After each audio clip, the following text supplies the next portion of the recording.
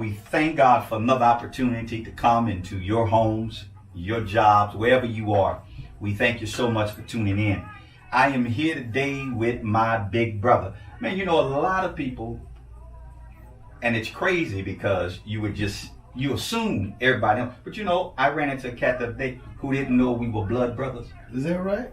Had no idea we were blood brothers. And so I'm just grateful to God to have this opportunity to spend some time with my brother. And we're just going to talk about what this year has been like for us individually as well as pastorally. And so we invite you guys to like and share this. And preferably, if there's a pastor, if there's a leader out there, maybe something that we've been through, you can glean from, and hopefully it helps you. Shout out to our campus pastor, Dr. Von Joshua, who was just not here, but definitely in spirit. We thank God so much for you and the work she's doing there at the Antioch campus. So, man, what's happening, bro? What's up with you? I'm glad to be here. Glad to be a part of just a phenomenal work, man. And I got to tell you, it has been phenomenal watching with you and EP and this whole team has been doing.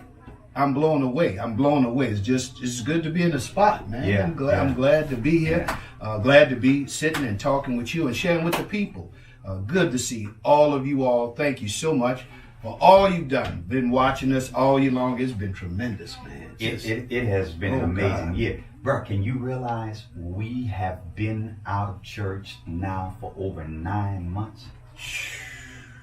Just to think about that. 9 months, no church. Come on, bro. 9 months? Oh, boy. And don't you hear it? Don't you hear it all the time? Don't you hear about church and going to church and doing it? Man. Oh, man. We got some exciting things that we're going to be launching next year with all of our campuses. Yes. And we're grateful to God for that. One of the things I wanted to share, man, today, or talk about at least, is this statement that I've tried to live by, big bro. I haven't mastered it. You know, I'm always making it clear. And I think if we can get this down, I think this is a game changer. And that is understanding that this Christian life, this being a follower of Jesus Christ, is not about mastering.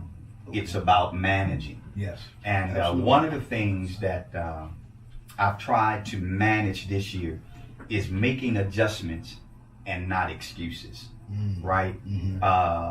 March, I think it was March the 15th, the third Sunday in March. I think that was the 15th, where it was our last in-person service. Wow.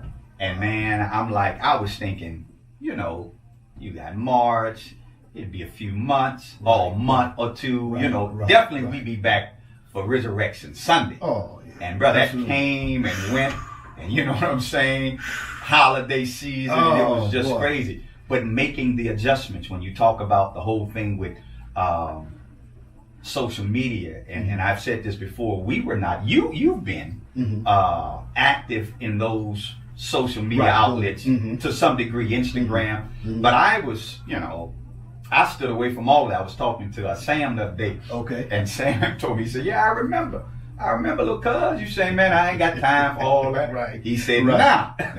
Right? And so having to make the adjustment, man, and quickly become active on this social media was indeed a task.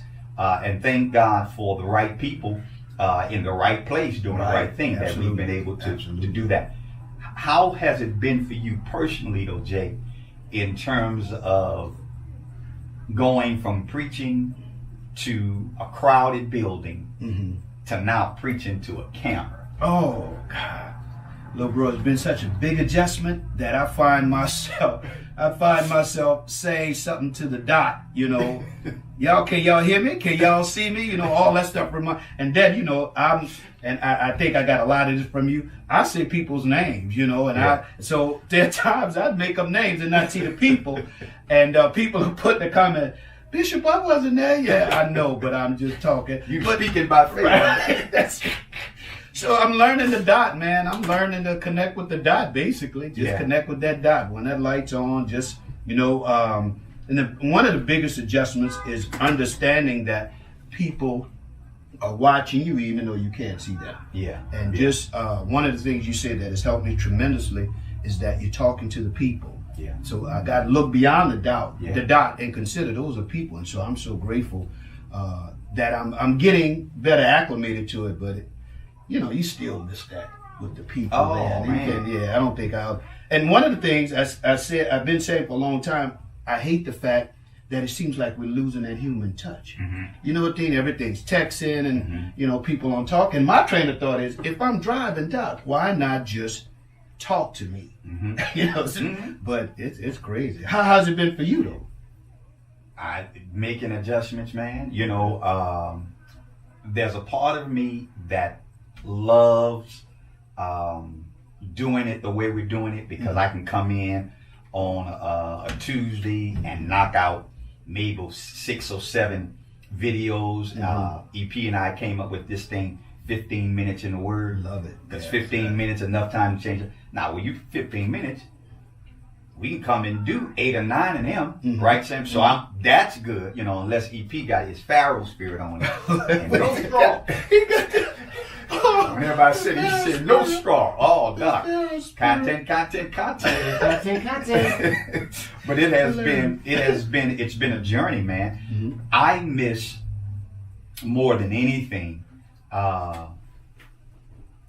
the fellowship, but the kind of fellowship. I don't know how it's been in at Tracy, and I'm sure Dr. Joshua would have her own spiel on this. But for us here in Oakland, man, Sunday morning was an event. Oh, God. Right? First of all, you never knew what was going to happen. Right. You had no idea who was going to show up, right? Whether we going to have a comedian or a quartet group or an R&B singer. You know what I'm saying? You just never knew.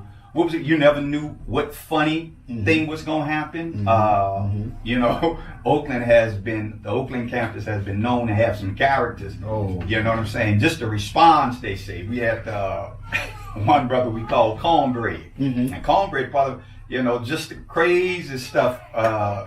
Say, I remember one Sunday morning, man, I preaching, and one of the times where church was what they call high church, right? Spirit moving, folks shouting. And Cornbread walked up to me, and after service, he said, "I'm busy. Man, when you gonna let me preach? when you gonna let me preach?" It's that kind of fellowship, man. Spending time Tuesday night with the brothers, having an opportunity with women of the word. So it's been an adjustment, but that's what I miss. I miss being able to hang out, interact with the people, fellowship, and that's a big component. And we're working on some things now. We've been talking about this in terms of when we're going to come back. We want it safe, right? Absolutely. And then have you dealt with this, bro? People who, and I think they mean well, but people say, well, you ain't trusting God if you ain't in the building and stuff. And I think that's so foolish for you to confine my relationship or my worship being limited to that building. To a building, right? And I tell folk, I said, I trust God, but I also got an alarm on my house. Right? I trust God, but I make sure I lock my door. Right. You know what I'm saying? How have you respond when you've heard people come, when are we going back, Bishop? What's been your feel with that? Well, quite honestly, I've been telling people, and of course, our dad has been saying it, but the fact that it touched our lives as a family, seeing my dad through it. And I say what you say. A lot of times I say, if I don't want my parents at church, I sure enough, and that being so close to home, man, I just want people to know that it's serious. Yes. And as a shepherd, I care too much about you all to have you in there and risk your lives. So that's what I share with people. I'm the shepherd looking out for the sheep. And I want to make sure that you're good and you're safe. So watch me, on Facebook and Instagram. But it's been traumatic, man, in a sense that seeing Dad go through that and hearing him share that story and being there when he comes home and all that stuff. He can tell it, can he? Oh, God. Bro, he's one of the best storytellers I've ever heard in all my life. And he's got so many of them. Oh, man, that dude's got so many stories, man. I remember, man, well, let me see if you remember. You remember the dude that Dad used to bring to the house, named 2020. Oh, Smokey. oh, He had some characters. Huh? oh, a plethora of cats. And my dad used to bring this guy to the house named 2020, who was an alcoholic, and he was what they call down south a sloppy drunk. Yeah. And he, mess all on himself. And Mom would feed him, but wouldn't let him come in the house until he cleaned himself up, right? She made that clear too. Yeah, she made that clear. And we would have to stand, man, in the yard. You remember that? Yeah. And with the hose. You know what I'm saying? Because he couldn't do anything and give him some clothes and stuff like that. I remember those moments, and I bring that up because when you talk about caring for people, and I look back over our lives, it has been something that has been instilled in us. Oh, absolutely. From a very early age. Absolutely. Of caring for people. Now, that don't mean we're perfect, but when it comes down to looking out for folk, I think being raised the way we were, that's kind of like a hallmark within us when you talk about Dad's experience with that. And we're people. Yes. We are people, you know. And not only they gravitate to us, but we genuinely, I mean, even beyond the whole preaching aspect, we care about people. Yeah. And that's been with us forever. Yeah, and it's, it's not without its challenges. Oh, absolutely. I don't know how you've dealt with it over the years. How long you've been now pastoring? 17. 17. 17 years. Wow. Yeah. I didn't know it's been that long. Yeah. Wow. Well, one of the things that I've at this point now I'm comfortable with it, but it took me a while, man, to be okay with wanting to be around the people I pastor. Yeah. And though I never had a problem with it from the outside, we grew up where shepherds, you keep sheep. Right. At distance. At a distance, right? And that's that whole hierarchy mentality. Yeah. You find what I'm saying? But when you understand that responsibility, one of the responsibility of the shepherd is to feed the sheep. And in order for you to do that, you have to be where the sheep are. That's it. You see what I'm saying? You have to be and look out, at least in eye view of the sheep. And so this caring for people, man, definitely is a part of us. I want to spend a little time today as we talk about this reflection. I want to spend a little time today, man, and ask you to share with us how your journey has been in terms of your development with the condition. You know what I'm saying? That you're working out. You know what I'm saying? You publicly made known the bout with prostate cancer and how God has kept you and is keeping you psychologically, Jake. What has this year been like for you? COVID, Dad, where are you at as an individual in light of all that you've had to deal with personally? That's a good question. You know, only one word comes to mind: keeper. Keeper. God has been keeping me. God is, listen, you know, a lot of times I would pray, Lord, get me out. When all the while he was speaking to me saying, I'm teaching you something in. I'm teaching you something in this. You want to get out, but if you get out too quick, you never learn the lesson. Wow. So I'm like, God, what are you teaching me this time? Of course, with prostate, why me?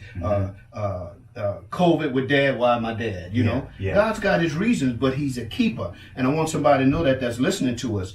There are some things God he wants you to recognize he's a keeper in it. You want to get out of it, but thank him for keeping you in it. Wow. You know, like my daughter Dawn, who lives in Texas. You know, she's had this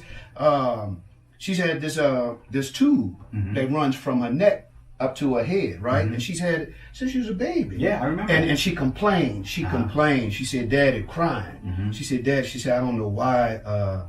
Sometimes she talk about ending her life, and we go through all that. And she says, why won't God just remove it? I said, baby, you forgetting something. God is keeping you. You in your 30s from a child. Now watch this. This never grows. So as she grows, the tube doesn't grow, right? So just keep it. Now think about that. You know, a steel valve in his heart, man. He just, man, God is just a keeper, Doc. That's what comes to mind. So you would you say that a lot of times we miss out on the maturing, well, not miss out on the maturing process, but a lot of times we don't see God's hand working in our lives because he doesn't always get us out of stuff, but he keeps us in stuff. The 3 Hebrew boys is a perfect example. I didn't keep you out of. In fact, about it, all of them Hebrew boys, even with Daniel, Shadrach, Meshach, Abednego, and Daniel, all of them, bro, go through their situation.